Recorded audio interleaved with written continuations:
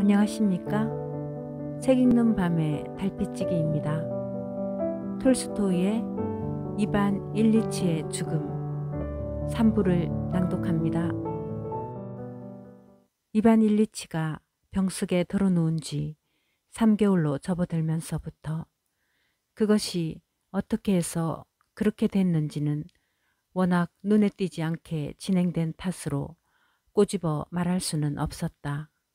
그러나 어느 틈에 아내도 딸도 아들도 하인들도 친지들도 의사도 심지어 이반 일리치 자신까지도 그에게 향한 사람들의 관심거리가 통틀어 그가 저 주위를 내놓을 날이 언제이며 그의 존재로 인해 생기는 압박감으로부터 살아있는 자들이 풀려날 날은 언제이며 또한 그가 자신의 고통으로부터 풀려날 날은 언제일 것인가 하는 것들로서 이룩되고 있음을 인식하게끔 되었었다.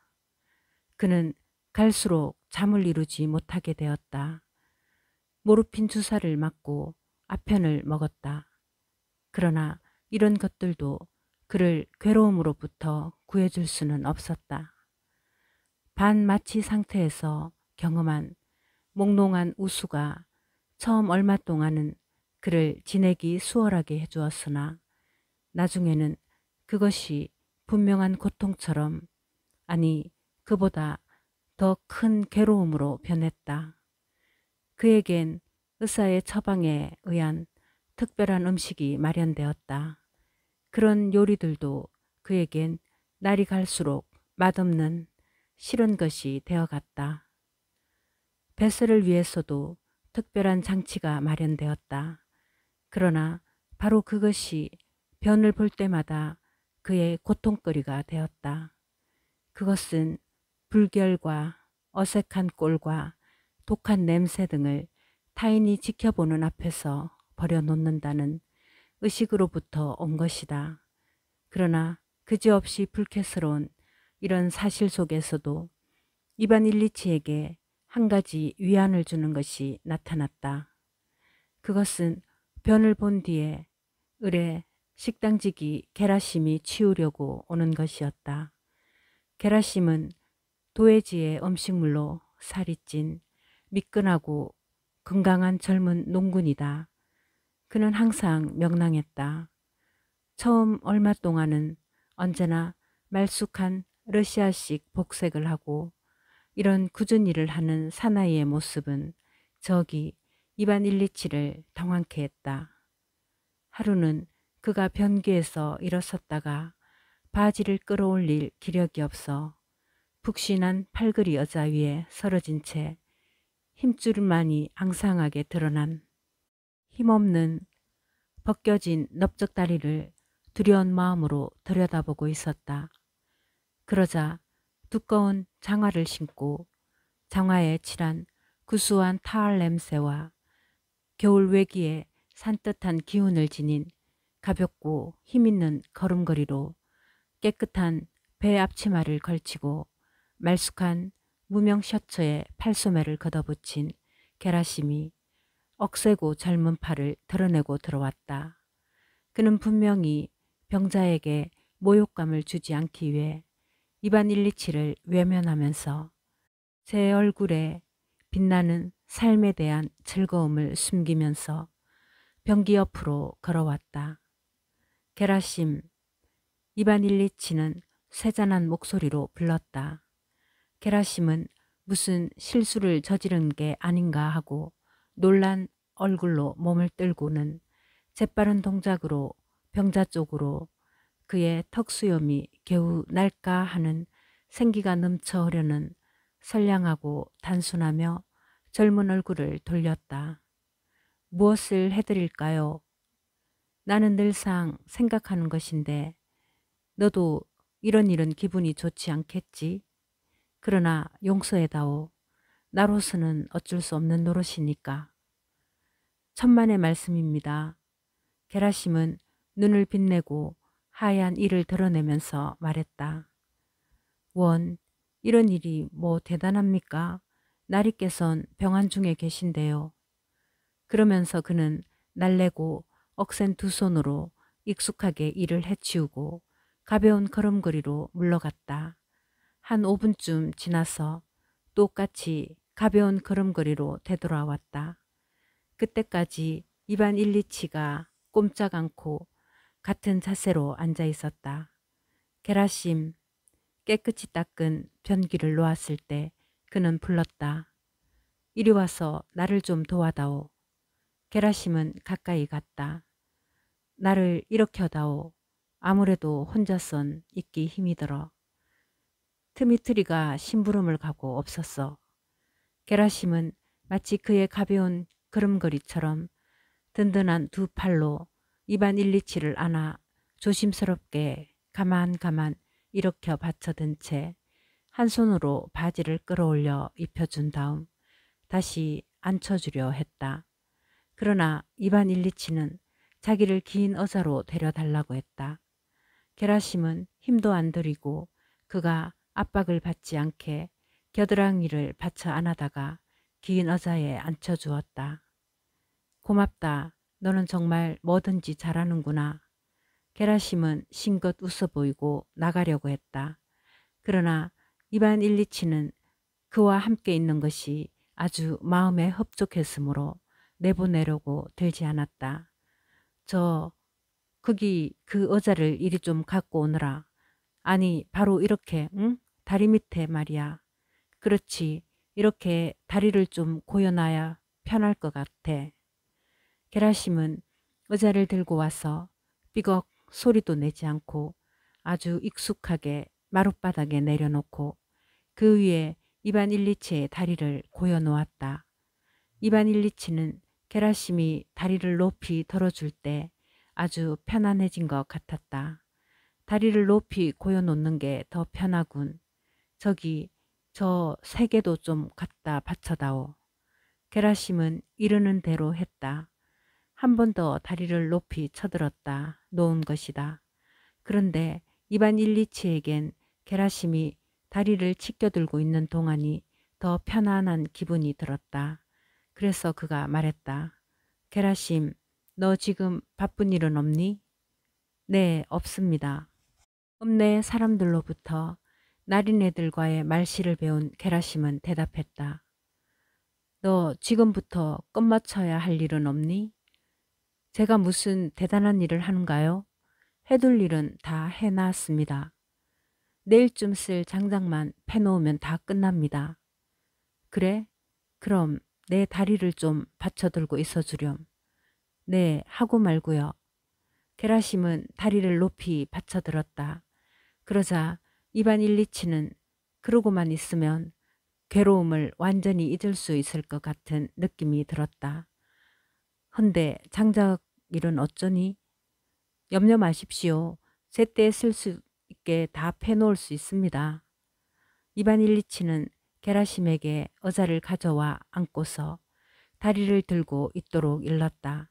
그런 다음 그와 이야기를 주고받았다. 이상하게도 그는 게라심이 다리를 들어주고 있는 동안은 몸이 아주 편안한 것 같았다. 이런 일이 있은 후반부터 이반 일리치는 자주 게라심을 불러 자기 다리를 그의 어깨 위에 올려놓게 하고 그와 이야기하는 것을 좋아했다. 게라심은 그런 일은 힘도 안 들이고 자진해서 그러면서도 이반 일리치를 감동케 하는 단순하고 순박한 태도로 해치우는 것이었다. 주위에 다른 사람들이 지닌 건강과 힘과 젊음 등은 모두 이반 일리치를 모욕하는 것이었으나 게라심의 힘과 젊음만은 이반 일리치를 괴롭히거나 슬프게 하기는커녕 반대로 신경을 가라앉혀주고 유안이 돼주는 것이었다. 이반 일리치에게 가장 견딜 수 없는 고통거리가 되고 있는 것은 허위였다. 어쩐지 남들이 믿으려 드는 그는 단순히 병을 앓고 있을 뿐이지 결코 죽어가는 게 아니라는 허위와 그가 차분히 치료를 받기만 하면 틀림없이 좋은 결과를 얻을 수 있다는 그런 종류의 허위였다. 그러나 그는 알고 있는 것이다. 가령 무슨 방법을 쓴다 하더라도 이보다 한결 더한 괴로움과 더불어 죽음을 가져다 주는 결과 이외에는 얻을 것이 없다는 것을. 따라서 그를 무엇보다도 괴롭힌 것이 바로 이 허위인 것이다.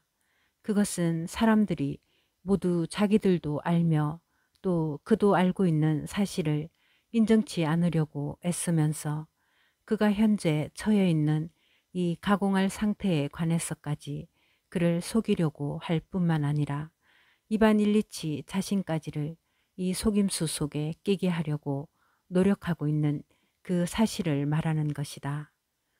허위, 허위, 그의 죽음 전야에 그에게 행해지고 있는 이 허위, 그의 죽음이라는 장엄한 사실을 모든 사람들의 방문이나 커튼이나 식탁에 오르는 연어고기 등속과 같이 평범한 레벨에까지 끌어내리지 않고는 못 베기는 허위.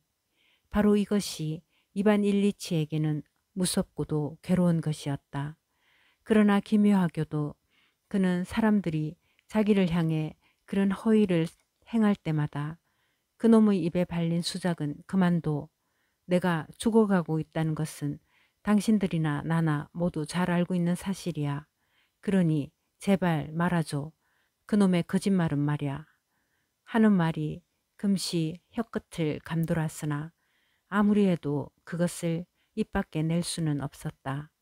그가 죽음이라는 무섭고 침울한 사실이 그가 보는 바로는 주위에 있는 여러 사람들에 의해 우연한 불유쾌한 일이나 또는 그저 조그마한 예절이 바르지 못한 일 정도의 범상하고 긴치 못한 것으로 격하당하고 만 것이다. 아무도 자기를 가엾게 생각해주는 사람이 없었다. 왜냐하면 누구도 그의 상태를 진실로 이해하려 들지 않기 때문이라는 것을 잘 알고 있었다. 단 한 사람 게라심만이 그의 처지를 이해하고 그를 가엾게 생각했다. 그래서 이반 일리치는 게라심과 단둘이서 있기를 좋아한 것이다. 그는 게라심이 어떤 때는 밤새껏 그의 다리를 들어주면서 자러 갈 생각도 안 하며 걱정 마십시오, 나리마님. 저는 언제든지 잘 수 있는걸요? 라고 하거나 또는 농군들의 막말을 써가면서 임자네가 병이 아닐지라도 내가 그래 시중을 안 들어줄 수 있는가배?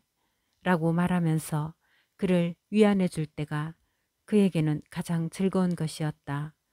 게라심 한 사람만이 그에게 거짓으로 대하는 법이 없었다.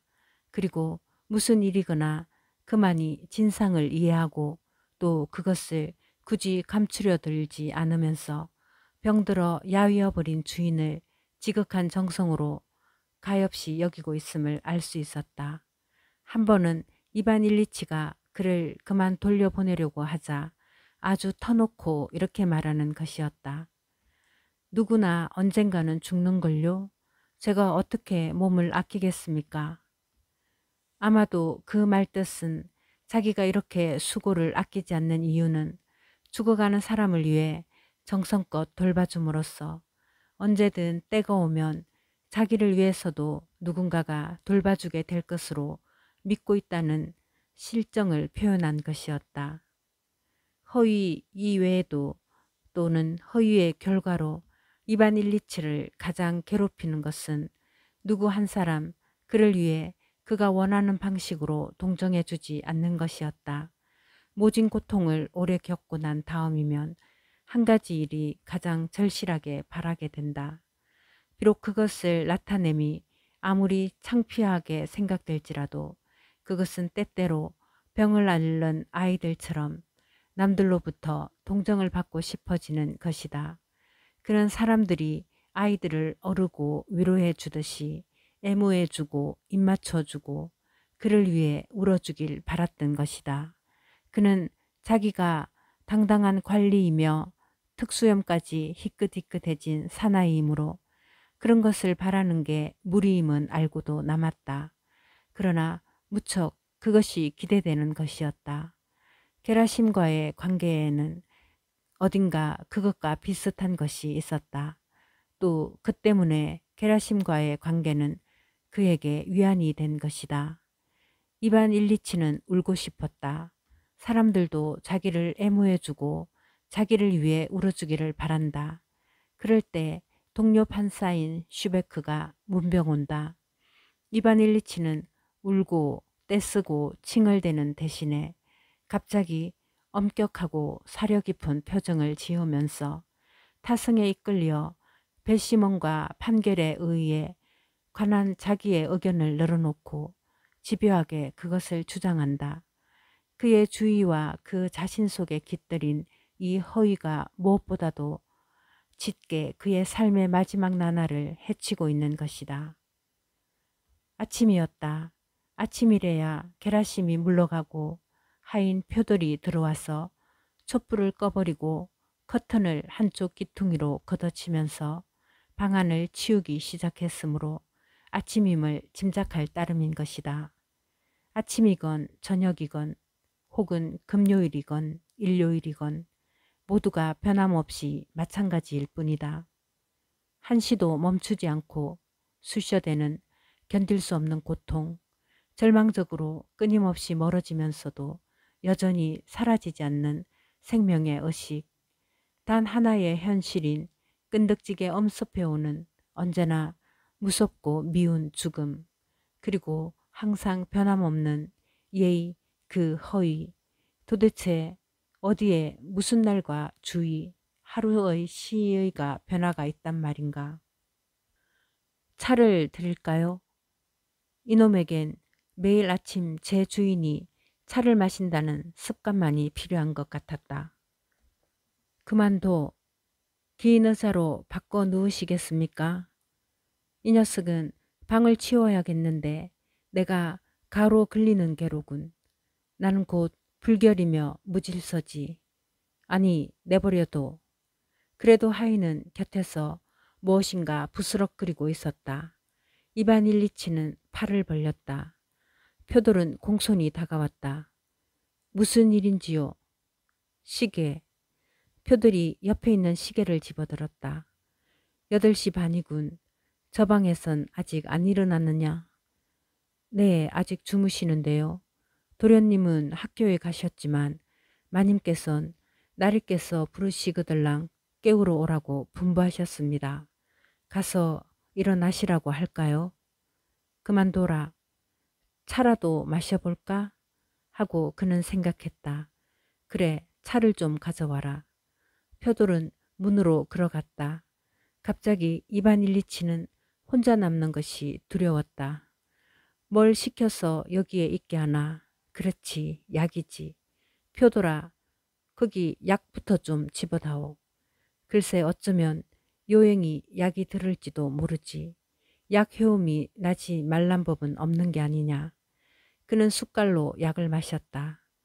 이까짓게 들을 게 뭐람, 순 엉터린걸. 그는 입에 익은 들큼한 그 절망적인 맛을 느끼자마자 이렇게 단정했다. 그런데 도무지 믿어지지 않는 노릇이야. 이 고통, 이건 대체 무엇 때문에 아픈 것인가? 제발 1분간만이라도 멎어줬으면. 그는 끙끙 앓기 시작했다. 표돌이 다시 들어왔다. 나가봐. 가서 차를 갖고 와. 표돌이 물러가자 이반 일리치는 또다시 앓는 소리를 냈다. 그것은 고통도 심했으나 그보다는 외롭고 쓸쓸했기 때문이었다. 모든 것이 언제나 그랬다. 언제까지나 변함없이 낮과 밤들이 제발 빨리 지나가 버렸으면 그럼 무엇이 오나? 죽음, 암흑, 아이고 진저리나 무엇이든 죽음보다는 낫지. 표돌이 쟁반에 차를 받쳐들고 들어왔을 때 그는 오래도록 멀거니 그를 쳐다보고 있었다. 마치 그가 누구이며 무엇 때문에 들어왔는지를 모르는 듯이. 표돌이 그런 시선에 당황하여 어물어물할 때 이반 일리치는 비로소 제정신이 들었다. 그래, 차를 가지고 왔어. 거기 놓아라. 그리고 내가 세수하고 셔츠를 갈아입는 걸 좀 도와다오. 이반 일리치는 세수를 시작했다. 쉬엄쉬엄 손과 얼굴을 씻고 이를 닦은 다음 머리에 빗질을 하면서 거울을 들여다보았다. 갑자기 무서운 생각이 든다. 더구나 무서운 느낌을 갖게 한 것은 푸른 기가 도는 이마에 머리카락이 착 붙어 있음을 보았을 때였다. 셔츠를 갈아입었을 때 만약 자기의 몸뚱이를 보았더라면 더욱 공포감을 느꼈을 것임을 알고 있었으므로 그는 자기 몸을 보려 하지 않았다. 이어코 그는 가운을 걸치고 담요에 사여 차 쟁반을 앞에 놓고 팔걸이 여자에 기대 앉았다. 짧은 순간 그는 청신한 기분을 맛보는 듯 했으나 찻잔을 입에 대자 똑같은 메스꺼움과 똑같은 고통이 시작되었다. 그는 억지로 한 잔을 마신 다음 두 다리를 뻗고 모로 드러눕곤 표도를 돌려보냈다. 모든 것이 똑같을 뿐이었다. 때로는 희망이 한 방울 반짝이는 것 같았으나 이내 절망의 거칠은 바다가 파도를 일으켰다. 언제나 그 고통, 똑같은 그 고통, 그리고 외로움과 우울함이 항상 같을 뿐이었다. 혼자 있노라면 무섭고 침울해지므로 누구든지 불러들여 같이 있고 싶으나 옆에 누가 있으면 더욱 침울해졌다. 모르핀을 나 달랠까? 이 고통을 잊을 수만 있다면 이번엔 의사한테 부탁해서 좀 다른 방도를 서 달래야겠어. 아이고, 이건 정말 못 참겠군. 정말 못 견디겠어. 1시간, 2시간 이런 상태로 흘러갔다. 문득 현관에 초인종 소리가 났다. 아마 의사겠지. 과연 팔팔하고 생기 있는 뚱뚱하고 쾌활한 의사가 허허 또 시름에 잠겨 계시군요. 이제 곧 나으시도록 해드리죠. 하는 듯한 표정으로 들어선다. 의사는 이런 표정이 이곳에서는 어울리지 않는 것임을 알고 있으나 그는 이미 영구히 그 표정이 얼굴에 굳어버렸으므로 흡사 아침부터 연미복 차림으로 여러 집을 방문하는 사람처럼 표정을 바꿀 줄 몰랐다. 의사는 힘있게 위로라도 하듯이 손을 비비며 몸이 꽁꽁 얼었어요. 추위가 대단해요. 잠깐만 불을 쪼이겠습니다. 마치 그가 불을 쪼이는 동안만 참아주면 이내 곧 나으시도록 해드리지요 하는 듯한 표정으로 말한다. 어떠세요? 아픈 건 좀. 이반 일리치는 의사가 요즘 경기가 어떠세요? 하고 묻고 싶었으나 그럴 수가 없다고 깨닫고 간밤엔 어떻게 지내셨습니까? 하고 묻고 있는 것이라고 느꼈다. 이반 일리치는 이렇게 묻는 표정으로 의사를 봤다. 자네는 늘 거짓말만 하고 부끄럽지도 않은가? 그러나 의사는 이런 질문을 이해하려 들지도 않았다. 이반 일리치가 말했다. 항상 마찬가지예요. 고통은 도무지 줄지도 않고 덜하지도 않아요. 어떻게 좀 다른 방도가 없겠어요? 환자분들은 다들 그렇게 말하는 법이죠. 어디 이젠 내 몸에 온도가 좀 도는군요. 까다로운 프라스코비아 후요드로브나도 이제는 내 손이 차단 소리를 못하겠는걸요. 어디 좀 볼까요? 의사는 손을 내밀었다. 의사는 여태까지의 농담조를 깨끗이 씻고 근엄한 표정으로 진맥을 하고 열을 재본 후 타진과 청진을 시작한다. 이반 일리치는 이런 것들이 모두 무의미하고 공허한 속임수에 지나지 않음을 뚜렷이 알고 있었다. 의사가 무릎을 굽히고 자기 몸 아래 위로 귀를 대보면서 아주 심각한 표정으로 여러 가지 제조식 운동을 써가며 진찰에 열중한 것 같으면 이반 일리치도 어느 결에 언뜻 그의 태도에 휩쓸려 들어갔다. 마치 법정에서 변호사의 변론을 듣고 있노라면 그들이 뻔한 거짓말을 짓그리고 있으며 그 거짓말을 하는 이유까지 환히 알고 있으면서도 어느덧 거기에 휩쓸려 들어가듯이.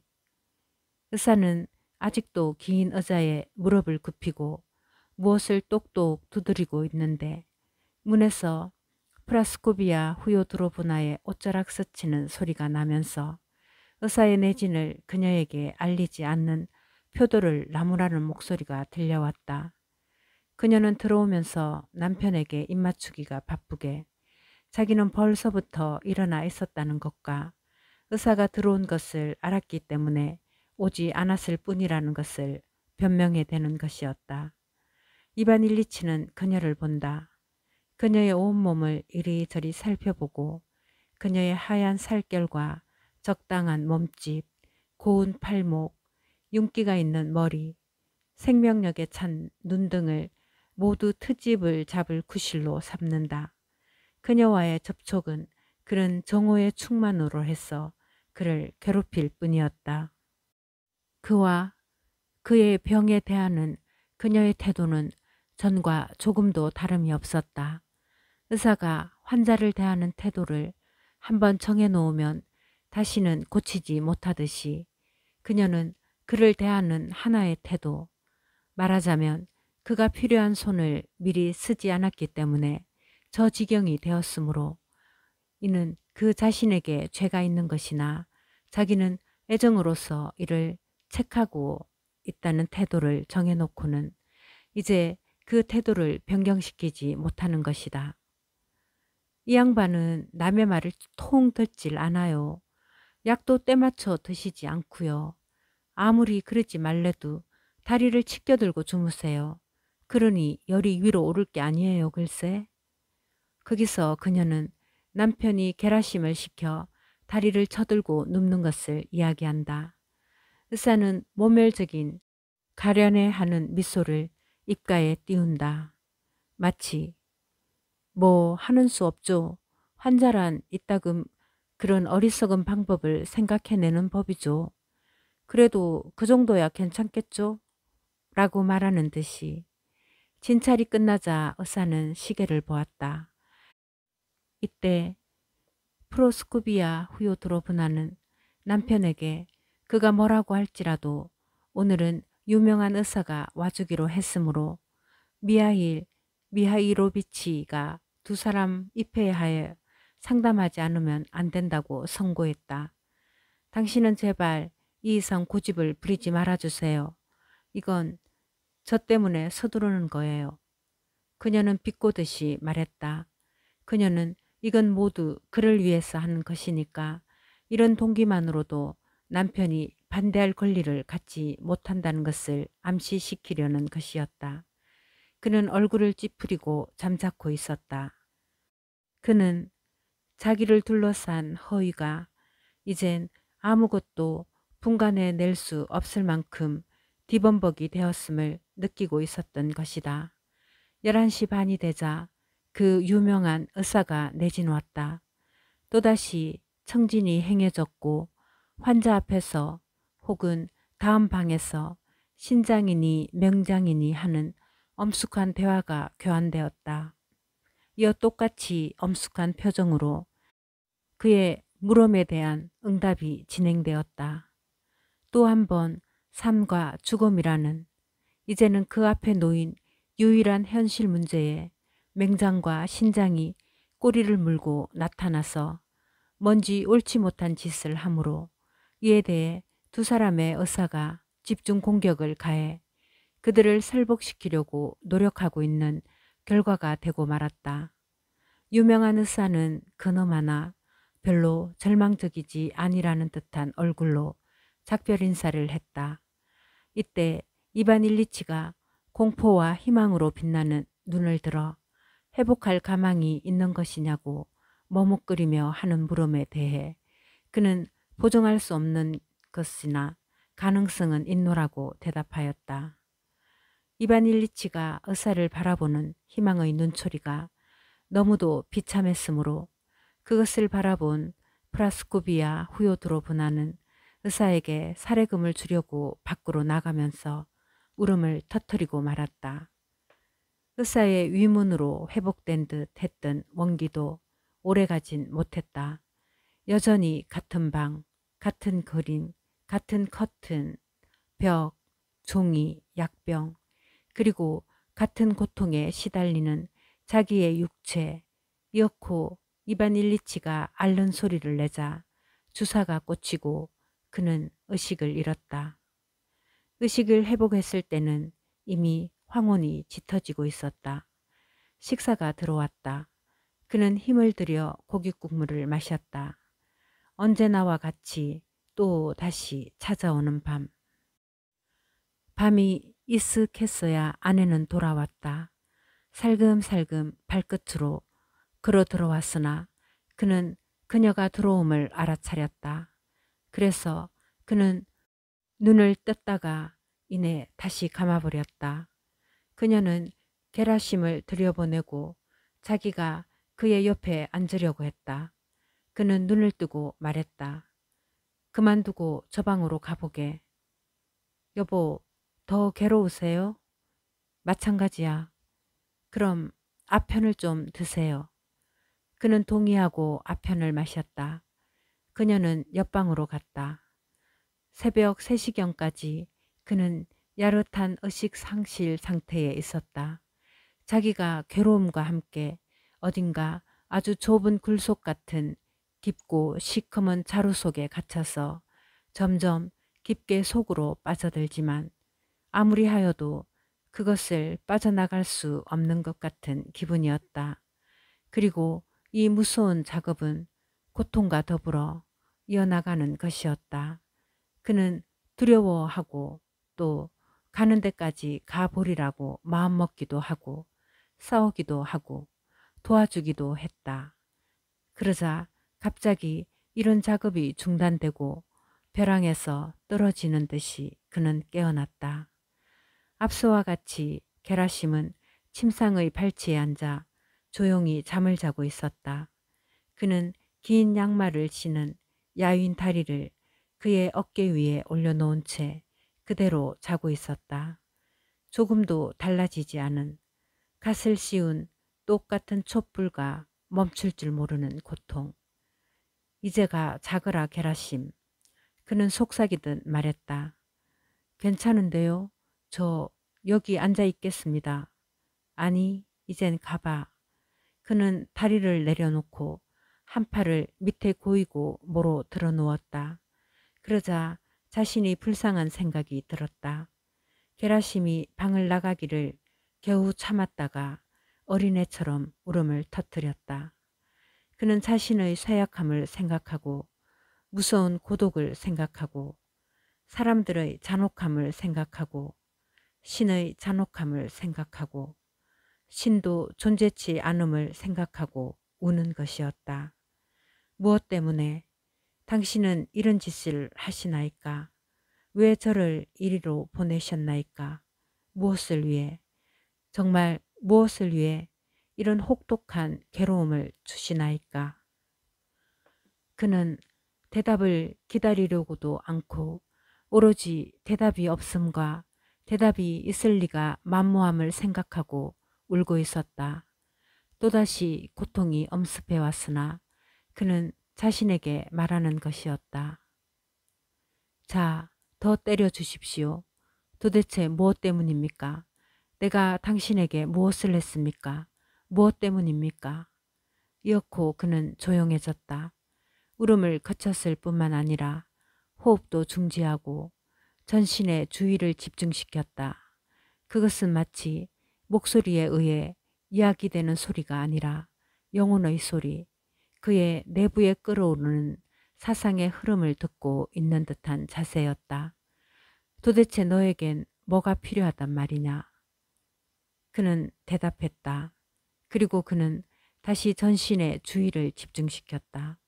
고통조차도 이를 흩어버릴 수 없을 만큼 긴장한 주의에 몰두했다.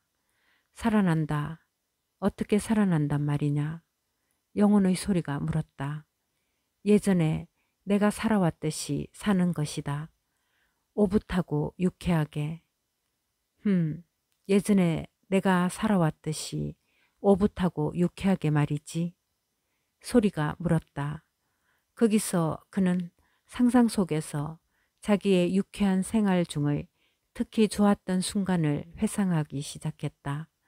그러나 기묘하게도 이들 모든 유쾌했던 생활들이 이제는 당시의 그것과는 전혀 다른 것으로 생각되는 것이었다.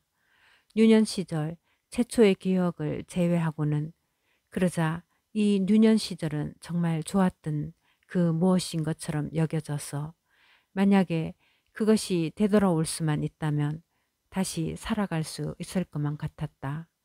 그러나 유년 시절의 유쾌했던 기억을 갖고 있는 사람은 없었다.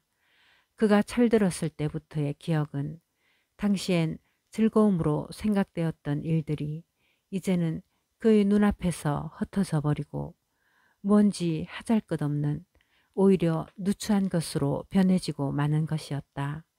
그것은 법률학교 시절부터 시작되었다. 진실로 좋은 무엇이 거기에 있었던가? 거기에 즐거움은 있었던가? 우정도 희망도 있었다. 그러나 상급생이 되어갈수록 이 좋았던 일들도 차차 희미해졌다.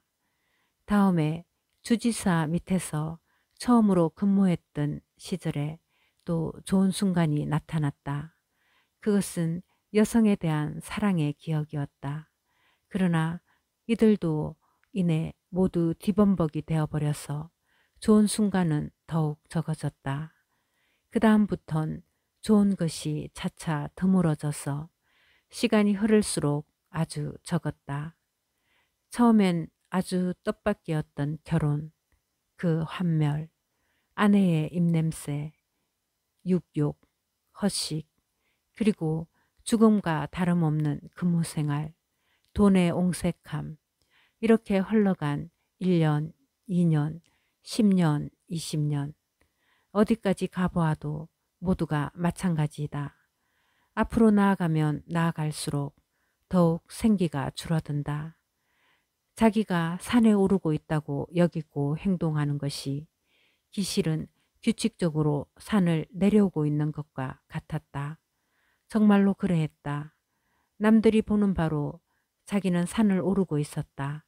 그러나 사실은 분명히 올랐다고 보인 그만큼 자기 밑으로부터 생명이 도망갔을 뿐 그것이다. 그리고 이제는 준비가 되었다. 죽음이 있을 뿐이다. 그럼 이건 대체 무엇이냐? 무엇 때문이란 말이냐? 이럴 이치가 없다. 인생이 이리도 무의미하고 추악해야 할 이유가 없는 것이 아닌가? 가령 그렇다고 치더라도 왜 죽어야 하나? 고통을 겪으면서 죽어야 하는 것인가? 도무지 이치에 맞지 않는 것이 아니냐? 어쩌면 나는 잘못되게 살아온 것이 아닐까? 갑자기 그런 생각이 떠오른다. 하지만 나는 당연히 해야 할 일을 해온 것뿐인데 어찌하여 잘못되었단 말이냐. 그는 자신에게 이렇게 타이르고 그 자리에서 죽음과 삶의 수수께끼에 대한 단 하나의 해결을 마치 완전히 불가능한 것이기라도 하듯이 제풀에 멀리 해버리는 것이다. 도대체 지금 너는 무엇을 원하고 있느냐? 삶이냐? 어떻게 사는 거냐? 정리가 개정을 선언할 때 재판소에서 살았듯이 사는 거냐? 개정, 개정 하고 그는 자신에게 되풀이했다. 그렇지, 이게 바로 법정이지. 하지만 나에겐 아무 죄가 없다. 하고 그는 분노의 소리를 질렀다. 그러자 그는 울음을 그치고 이 말을 벽으로 돌려대고 단 한 가지 것에 대해서만 생각해 보기로 했다. 무엇 때문이냐? 이 공포는 무엇 때문이냐? 그러나 아무리 생각해봐도 그 해답을 찾아낼 수 없었다. 그리고 종종 전에도 있었듯이 이것은 모두 나의 잘못된 생활 태도에서 기인된 것이다. 하고 생각이 떠오르면 금방 또 자기 생활의 올바름을 생각해내서 이 기괴한 상념을 쫓아버리는 것이었다. 그로부터 2주일이 지나갔다. 이반 일리치는 이제 긴 의자에서 일어나지 않았다. 그는 침대에서 잠자기를 싫어하고 긴 의자에서 잤던 것이다. 거의 언제나 벽 쪽으로 머리를 돌려대고 누워서 혼자서만 시간이 흘러도 해결되지 않는 고민에 괴로워하면서 아무리 해도 풀리지 않는 문제를 생각하고 있었다. 이게 무엇일까? 이게 과연 죽음일까? 내부의 소리가 대답한다.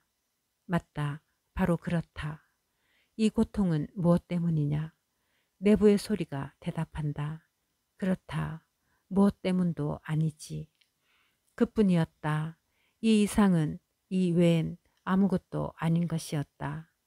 병들기를 비롯해서부터 그가 처음으로 의사에게 갔던 그때부터 그의 생활은 끊임없이 들고 나는 서로 어긋난 2개의 심정으로 갈리었다. 하나는 알 수 없는 무서운 죽음의 기대와 절망이었으며 다른 하나는 자기의 육체 활동에 대한 흥미에 찬 관찰과 희망이었다. 또 때로는 제각기 해야 할 일로부터 이탈한 신장이나 맹장이었으며 아무리 해도 벗어날 수 없는 하나의 불가해한 무서운 죽음이었다. 이 2개의 심정은 병이 든 바로 그때부터 석바뀌고 들고 나고 했다. 그러던 것이 병이 침중해짐에 따라 신장에 대한 생각은 차차 엷어지고 다가드는 죽음의 의식만이 나날이 현실적인 것으로 되었다. 그는 3달 전의 자기와 지금의 자기를 견주어 보고 자기가 또박또박 산을 내려오고 있음을 생각해낸 것만으로도 모든 희망의 가능성을 잃어버리게끔 되었다. 요즘의 긴 의자의 등에 얼굴을 향하고 누웠어. 그가 잠겨있는 고독 속에서 그 여럿이 사는 도회와 많은 친지와 가족들에게 둘러싸였어. 느끼는 고독 속에서 바다 밑이나 땅속일지라도 이보다 더할 수는 없으리라고 여겨지는 이 무서운 고독 속에서 이반 일리치는 오로지 지난날의 공상만으로 살고 있었다. 그의 눈앞에는 잇따라 갖가지 과거의 광경들이 지나갔다. 그것들은 을에 가장 가까운 과거부터 시작해서 가장 먼 유년 시절에 이르러서 멎었다. 그는 먹으라고 권유받은 익힌 마른 살구를 보자 그가 유년 시절에 날로 먹은 껍질이 쭈글쭈글하게 마른 불란서 살구를 생각해냈고 그 유별난 맛과 시혜까지 이가 닿았을 때 입속에 잔뜩 고였던 침 등의 기억을 되찾아냈고 그 기억으로부터 1년의 당시 회상인 유모 생각, 형제들과의 지낸 일, 장난감 등이 떠오르는 것이었다. 이런 것들은 회상할 필요가 없다. 너무나 괴로워. 이반 일리치는 그럴 때마다 자신에게 타이르고 현실로 되돌아왔다. 긴 의자의 등에 달린 단추와 모로코 가죽의 주름. 모로코 가죽은 비싸기만 하고 튼튼치 못해. 그것 때문에 다툰 적이 있었어. 그리고 이와는 다른 모로코 가죽이 있었으며 다른 일로 다투기도 했었어. 그것을 어렸을 때 우리들이 아버지의 서류 가방을 찢어 벌을 받고 섰을 때 어머니가 피르그를 가져다 주신 것이야. 이렇게 또 추억은 유년 시절에 이르고 그는 다시 괴로워져서 집어치우고 다른 것을 생각해 보는 것이었다. 그러자 또다시 생각은 추억의 흐름과 더불어 자기의 병이 어떠한 경로로 심해졌고 악화되었나 하는 회상이 떠오르는 것이었다. 이런 회상 속에서도 역시 과거를 거슬러 올라갈수록 생명이 풍성해졌다. 생활 속에서 옳았던 일이 많으면 많을수록 생명 그 자체가 풍성해지는 것이었다. 이런 것들은 한데 뒤섞여 있었다. 병이 악화되는 대로 생활 전체도 나빠져 갔다. 그는 생각했다. 한 가닥 광명이 저 멀리 생활의 시초에서 보였다. 죽음과의 거리는 2, 3제곱수로 반비례하면서 라고 이반 일리치는 느꼈다. 이렇게 가속도를 더해가면서 돌멩이처럼 떨어져가는 생명의 모습만이 그의 마음에 깊은 자국을 남기는 것이었다. 차차 심해지는 고통의 연속인 생명이 쉬지 않고 빠름을 더해가면서 최후의 일점인 가장 무서운 고통의 정점으로 다름질한다. 나는 다름질 치고 있다. 그는 몸서리쳤다. 몸을 뒤척여 저항하려 했다. 그러나 저항할 수 없는 것임을 이미 잘 알고 있는 것이다. 그래서 또다시 보는 것에 지쳤으면서도 자기 앞에 있는 것을 보지 않고서는 못 베기는 눈으로 긴 의자의 등을 들여다본 채 기다린다. 그 무서운 낙하를, 충격을, 파괴를 기다리는 것이다. 저항할 수 없다. 하지만 어찌 차마 이럴 수가 있는가. 그것만이라도 알았으면. 그것도 안 된다.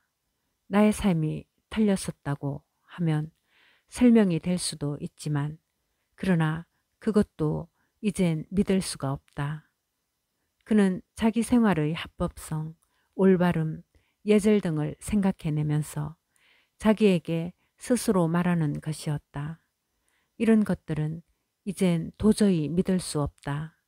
그는 입술 끝으로 야릇한 미소를 지으면서 마치 누군가 그 미소를 보는 자가 있어 그에게 자기가 이제는 더 속지 않는다는 것을 보이기라도 하듯이 혼자서 중얼거리는 것이었다.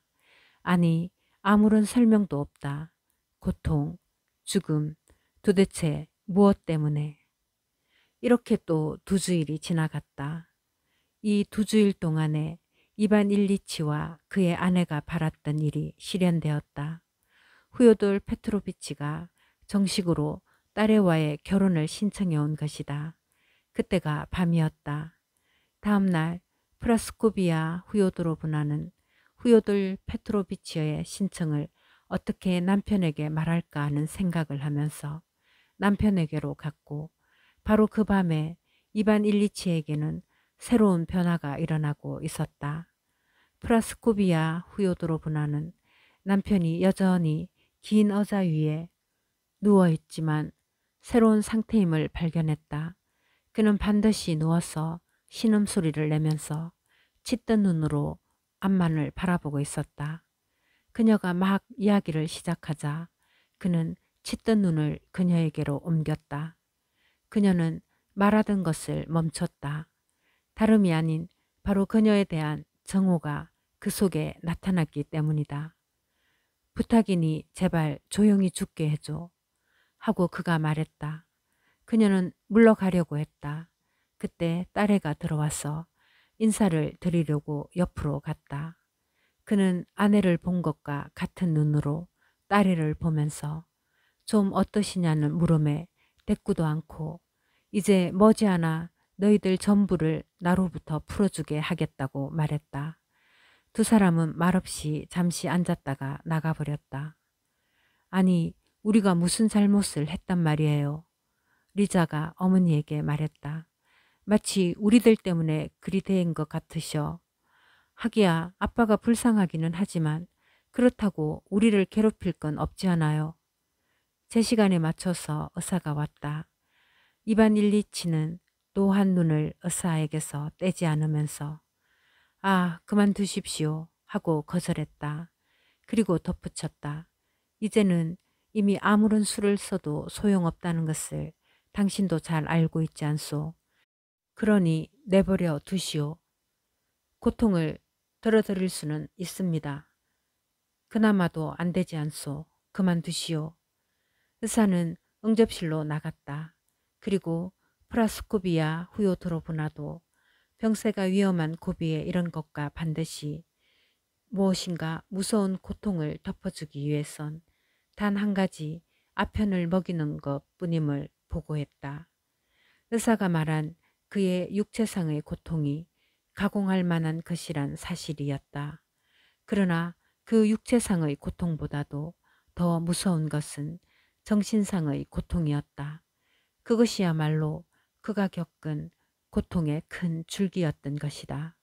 이 정신상의 고통은 그날 밤 게라심의 졸리운 듯한 호인다운 광대뼈가 나온 얼굴을 보고 있다가 갑자기 머릿속에 떠오른 다음과 같은 상념에 속해 있었다. 만약에 나의 생활이, 의식적인 생활이 전부 틀린 것이었다면 어찌 될 것인가. 이때 그의 머리에 떠오른 생각은 전에는 있을 수 없는 것으로 생각되었던 그의 생활이 전부 틀린 것이었다는 것이 어쩌면 정말일지도 모른다는 그런 생각들이었다. 이어서 사회 최고의 지위에 있는 사람들이 옳은 것으로 여기고 있는 것에 대해 투쟁해 보려고 했던 깊이 숨겨졌던 마음의 동향이 떠오를 때마다 그가 자기로부터 물리쳐 버렸던 그 아주 작은 깊이 숨겨진 마음의 동향, 그것이야말로 진실한 것이고 그 밖의 것은 모두 옳지 않은 것이었는지도 모른다는 생각이었다. 그의 근무도 생활 설계도 가정도 사교도 근무상의 흥미도 모두 진실한 것이 아니었는지도 모른다. 그는 이것들을 모두 자신에게 변명해 보려고 했다. 그러나 갑자기 자기를 변명해 주고 있는 것이 박약한 것임을 느꼈다. 그것은 변명해봤자 소용없는 것이었다. 그리고 만약에 이것이 그런 것이어서 하고 자기에게 물었다. 나는 나에게 주어졌던 것을 모두 허무로 돌려버리려고 회복할 가망이 없다는 의식을 가지고 이 세상을 떠나려는 것이라면 대체 어떻게 되는 것일까? 그는 반드시 누운 채로 다시 되풀이해서 자기의 전 생애를 회상하기 시작했다.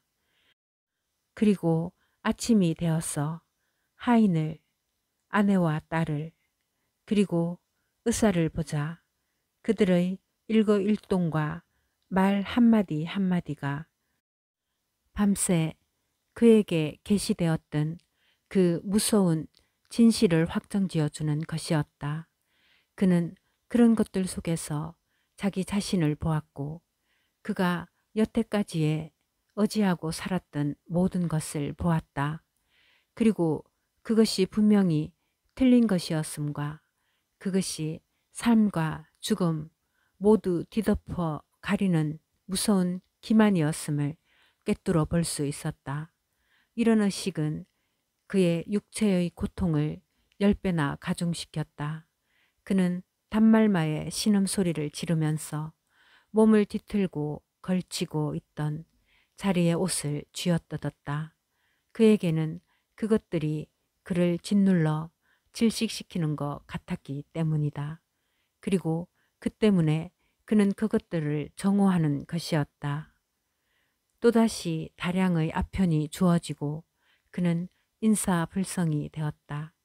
그러나 식사 때가 되자 또 마찬가지의 같은 일이 시작되었다. 그는 모든 사람들을 그의 곁에서 물리치고 이리저리 몸을 뒤틀었다. 부인이 곁에 와서 말했다. 여보, 제발 저를 위해서 이것을 해주세요. 이건 아무런 해가 없을 뿐만 아니라 어떤 땐 아주 효과적일 때도 있어요. 네? 걱정하실 건 없어요. 건강한 이들도. 그는 눈을 동그랗게 떴다. 뭐, 성찬이야? 무엇 때문에? 필요 없어. 하지만 그녀가 울기 시작했다. 여보, 내가 가서 목사님 오시라고 하겠어요. 그분은 정말 인자한 분이에요. 좋아, 좋아. 하며 그는 되풀이했다. 목사가 와서 그를 참회시키고 나자 기분이 가벼워져서 어쩐지 의혹도 덜어지고 따라서 괴로움도 좀 줄어든 것이 느껴져서 그는 희망의 순간을 되찾은 듯 했다. 그는 또다시 맹장과 그 회복의 가능성을 생각해 보는 것이었다. 그는 두 눈에 눈물을 머금고 성찬을 받았다. 성찬을 받고 자리에 누웠을 때 잠시 기분이 편해져서 다시 살아날 희망에 사로잡혔다. 그는 전에 권고를 받은 수술에 관해서 생각을 해보았다. 살고 싶다, 살고 싶다, 더 살고 싶다. 고 그는 자기에게 말했다. 아내가 축하하러 왔다. 그녀는 판에 박은 문구를 늘어놓은 다음과 같이 말했다. 그것 보세요. 제가 말씀드린 대로 좀 나아졌죠? 그는 그녀를 보지 않고 대답했다.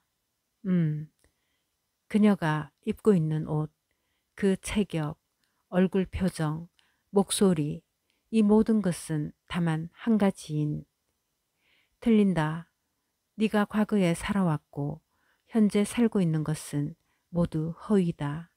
너에게서 사람과 죽음을 가리우고 있는 기만인 것이다.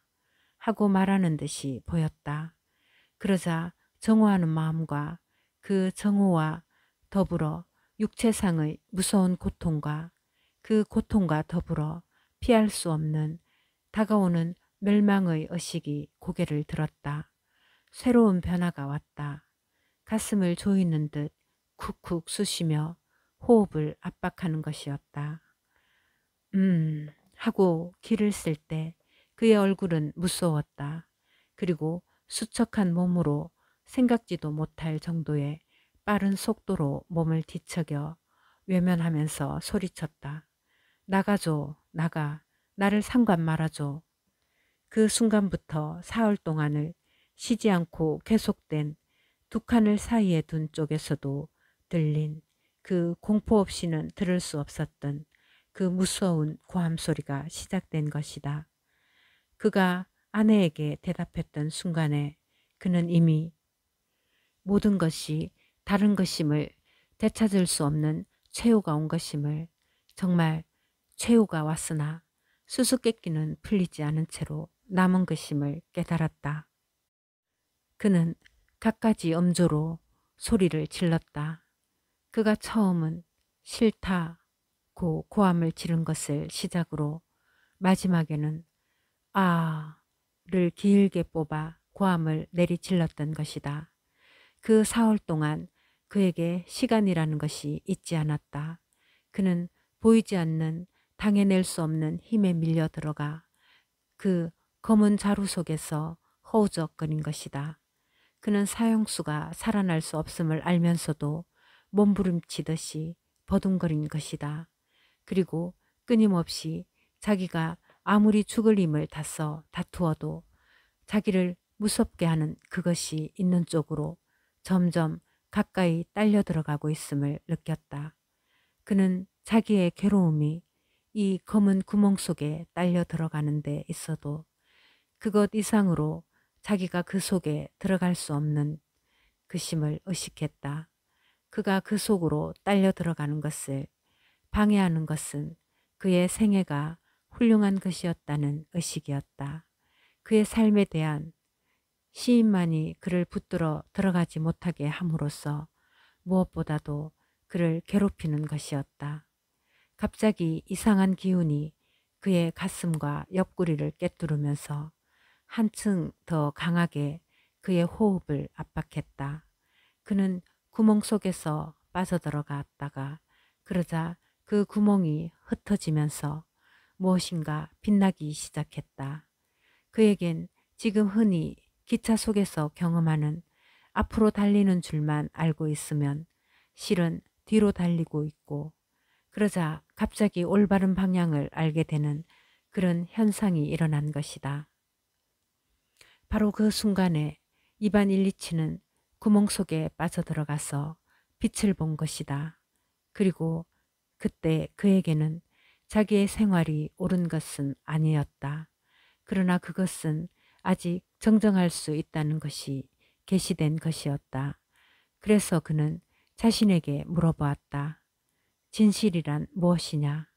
그리고 그는 귀를 기울이고 조용해졌던 것이다.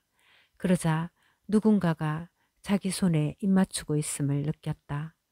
그는 눈을 뜨고 힐끔 아들을 보았다. 아들이 가엾어졌다. 아내도 옆에 와 있었다. 그는 그녀에게도 잠깐 눈을 돌렸다. 그녀는 입을 벌리고 코와 뺨으로 흘러내리는 눈물을 닦으려고도 하지 않으면서 절망적인 표정으로 그를 보고 있었다. 그는 그녀도 불쌍해졌다. 그렇지, 나는 저들까지 괴롭히고 있다. 내가 죽으면 저들은 슬퍼하리라. 하지만 결국엔 그러는 편이 좋을 것이다. 그는 그것을 말하려고 했으나 기력이 없었다. 그런데 무엇 때문에 이 말을 해야 되는가? 그저 실행만 하면 되지 않나? 그는 아내에게 눈으로 아들을 가리키며 말했다. 데려가게 가엾어. 당신도. 그는 덧붙여 프로스치 용서해라 라고 말하려고 했으나 프로프스치 들여보내라 라고 말하고 말았다. 그리고 이미 그 말을 다시 할 기력도 없이 필요한 사람은 다 알아들으리라고 생각하면서 한 손을 흔들었다. 그러자 갑자기 여태까지 그를 괴롭히고 떠나려고도 않던 것이 한꺼번에 모두 물러나려는 것을, 양쪽으로 사방으로 모든 방향으로 흩어져 나가려는 것을 그는 분명히 알 수 있었다. 남는 그들이 가엾어졌다. 그들이 서러워하지 않게 해줘야 한다. 이 괴로움으로부터 그들을 구해내고 나 자신도 벗어나야 한다. 아, 얼마나 상쾌한가. 기분이냐, 얼마나 간단한 것이냐 하고 그는 생각했다. 그런데 고통은? 하고 그는 자신에게 물었다. 대체 어디로 갔단 말이야, 고통은? 응? 너는 어디로 갔느냐?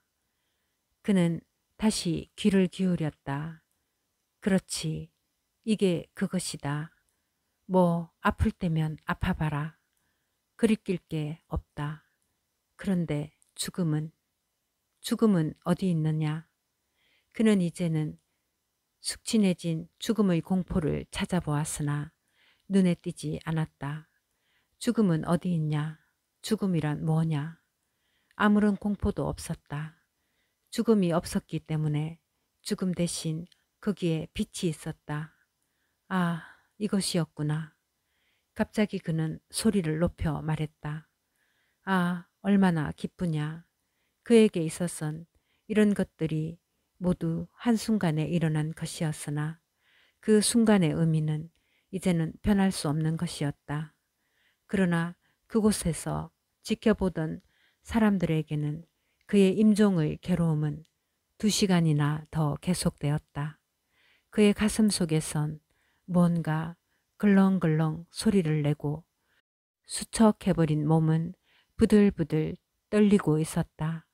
드디어 헐떡임과 벌렁거리는 숨소리는 점점 멀어져 갔다. 임종희 씨군요. 누군가가 그를 굽어보며 말했다. 그는 그 말을 듣고 그것을 가슴 속에서 되뇌었다. 죽음은 마지막이다. 고 그는 자신에게 말했다. 이제 죽음은 없는 것이다. 그는 공기를 들이마시려고 했으나 깊은 호흡은 중간에서 끊어지고 몸을 한번 뻗자 죽어버렸다.